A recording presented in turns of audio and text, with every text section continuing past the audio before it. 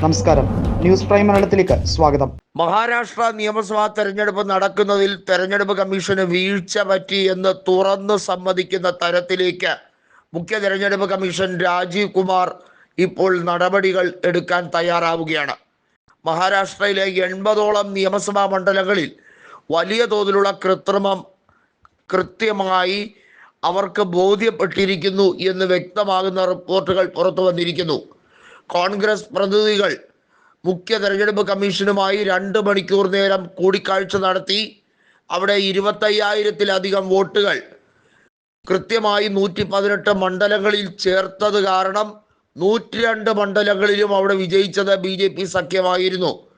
പുതുതായി ചേർത്ത വോട്ടുകളുടെ രേഖകൾ കോൺഗ്രസ് തെരഞ്ഞെടുപ്പ് കമ്മീഷനോട് ആവശ്യപ്പെടുകയും അതുമായി ബന്ധപ്പെടുത്തി ഒരു കൊല്ലം എത്ര ലക്ഷം വോട്ടുകളാണ് വർദ്ധിപ്പിക്കുന്നത് എന്നുള്ളത് ശരാശരി എടുത്തുകൊണ്ട് 2019 മുതൽ 2024 വരെ 32 ലക്ഷം വോട്ടുകൾ വർദ്ധിച്ചപ്പോൾ കഴിഞ്ഞ 5 മാസത്തിനിടയിൽ, അതായത് 2024 ലോക്സഭാ തെരഞ്ഞെടുപ്പ് കഴിഞ്ഞതിന് ശേഷമുള്ള ഈ ഒരു കാലഘട്ടത്തിനിടയിൽ എങ്ങനെ 47 ലക്ഷം അധിക വോട്ടുകൾ കൂട്ടിച്ചേർക്കപ്പെട്ടു എന്ന ചോദ്യം വാസ്തവത്തിൽ തെരഞ്ഞെടുപ്പ് കമ്മീഷന്റെ അന്തസത്തയെ തന്നെ ബാധിച്ചിരിക്കുന്നു. അതുമാത്രമല്ല, ഏറ്റവും വലിയ തോതിൽ വോട്ടർമാരുടെ പേരുകൾ നീക്കം ചെയ്ത പല നിയോജക മണ്ഡലങ്ങളുമുണ്ട്.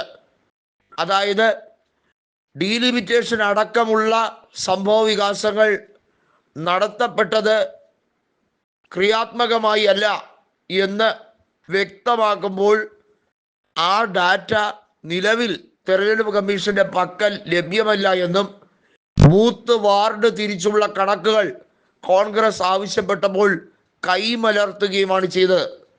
വോട്ടെടുപ്പ് നടന്ന ദിവസം, അതായത് 20-ാം തീയതി നവംബർ മാസം വൈകുന്നേരം 5 മണിക്ക് തെരഞ്ഞെടുപ്പ് കമ്മീഷന്റെ വെബ്സൈറ്റിൽ 58.22 വോട്ടുകൾ പോൾ ചെയ്യപ്പെട്ടു.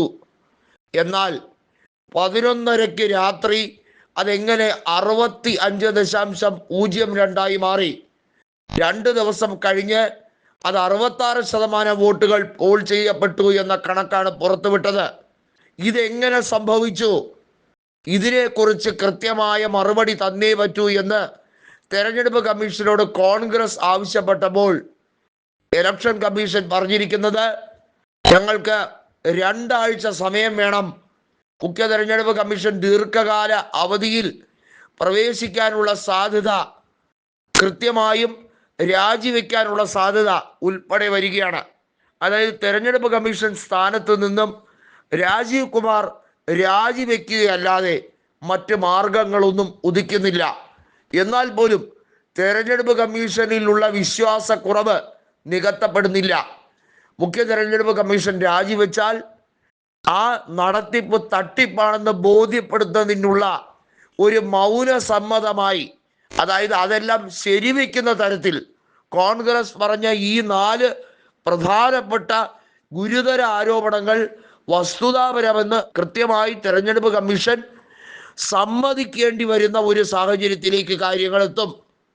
നമുക്കറിയാം, മഹാരാഷ്ട്രയിൽ ഒരു തൂത്തുവാരൽ ആണ് മഹാവികാസ് അഘാടി സഖ്യത്തിനെതിരെ മഹാരാഷ്ട്രയിൽ മഹായുതി സഖ്യം നേടിയത് എന്ന് പറയുമ്പോൾ 148 ഇടങ്ങളിൽ മത്സരിച്ച BJPക്ക് എങ്ങനെ 132 സീറ്റ് കിട്ടി?